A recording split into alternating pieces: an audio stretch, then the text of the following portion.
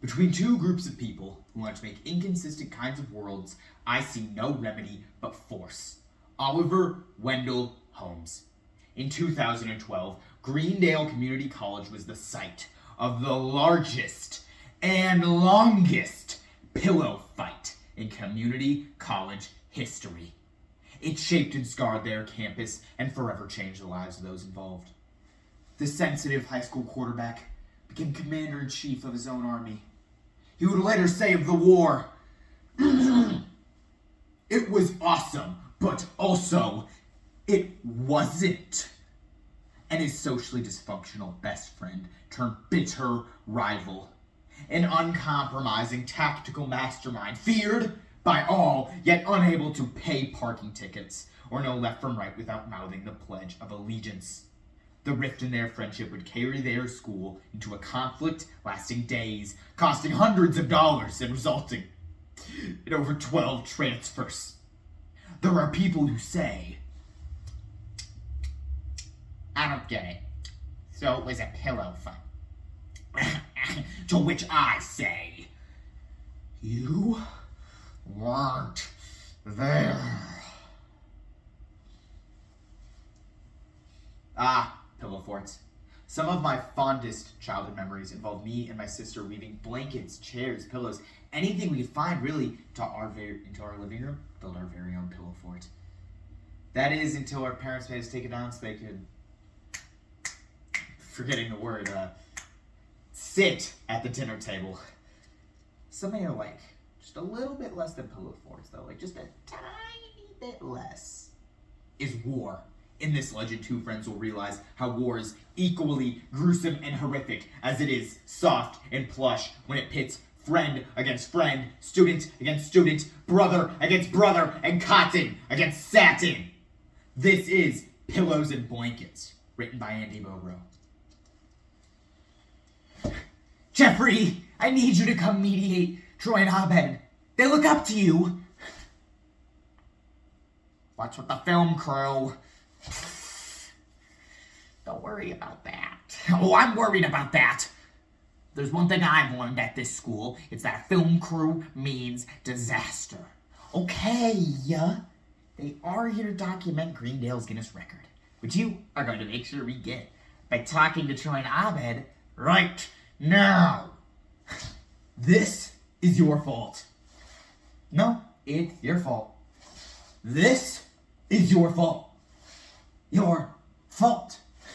Your fault. Okay, I've got great news for both of you. Neither of you has to apologize because what you're doing is equally ridiculous. So here's the solution I'm pitching. I'm giving you two imaginary friendship hats that automatically make you friends again. Are we done? Sorry, Jeff, but this matter is a little more serious than that.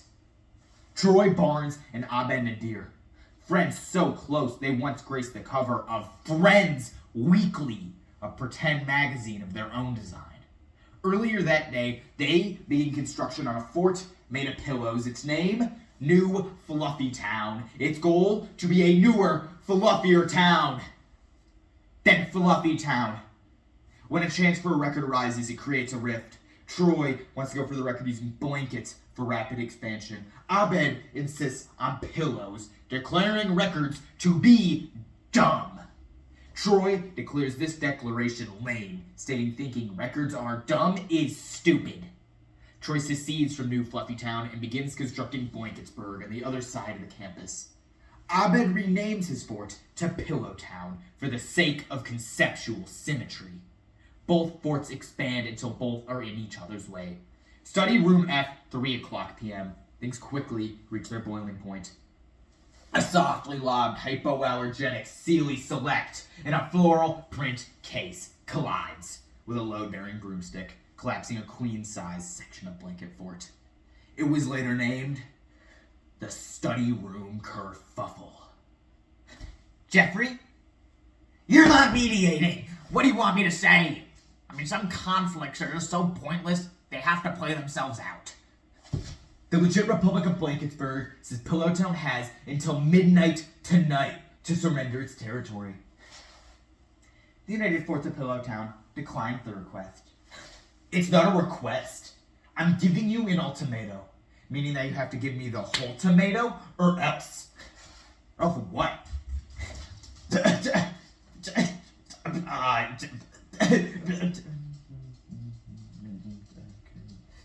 See you at midnight. 12:07 a.m. Blanketsburg soldiers charge a pillow fort in the library. The Pillowtonians moved quickly to defend. There were no rules in that first battle. You hit someone and they went down, you stop hitting them. Call that common courtesy. Now what if they get back up? Do you maybe keep hitting them till they learn to stay down? We call that common sense. The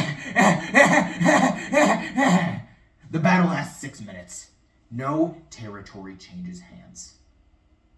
Blanketsburg has drawn first blood. Pillow Town will draw first blood. Part 2. Citizens of Blanketsburg, I ask you now to prepare for war. And I ask Garrett to please fix the microphone on my laptop. It's doing that thing again. The legit Republic of Blanketsburg and the United Forts of Pillow Town are at war. Each side attempting to kick down and replace the other. The unmoving line between them is a campus-wide, fleece-laden strip of pillow-to-pillow combat. One of the interns said they were making necklaces out of mattress tags. This is where it gets as ugly as it can, while still being a pillow fight. The war will not end with First Blood Part 2. It will escalate to Rambo 3, which should really be called Rambo 2 First Blood Part 3, but the Rambo titles never made sense. And neither does war. The war brings out the worst in people. Worse yet, Troy's forces intercept an email written by Abed to his commanders, outlining Troy's weaknesses. Troy will hold on until he's broken emotionally.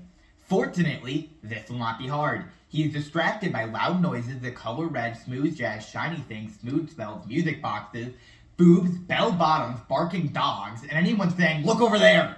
He's incredibly insecure about his level of intelligence. His greatest vulnerability of all is his emotional frailty. It's incredibly easy to make him cry, and he's incredibly ashamed of that fact. Troy does not take Abed's email lying down.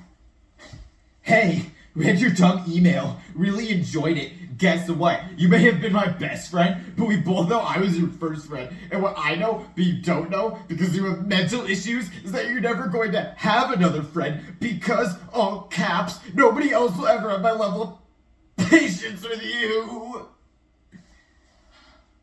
The North Cafeteria, named after Admiral William North, is located in the western portion of East Hall, gateway to the eastern half of North Hall, and not after William North, but for its position above the south wall.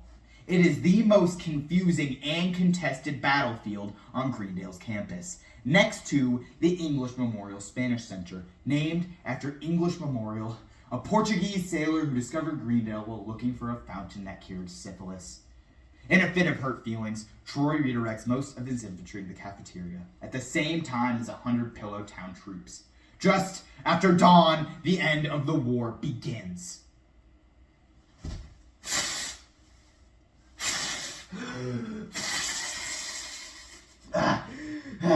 Alright, that's it.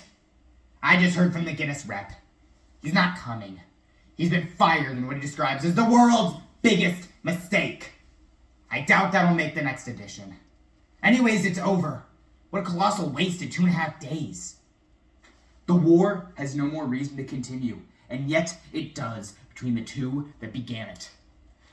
Come on, guys. Let's wrap this up. I don't want to. Me neither. Why not? This is going to be the last thing we ever do together. Yeah, we can't stop. Doesn't that kind of solve your problem? The idea that you like each other so much, you'd hit each other with pillows forever?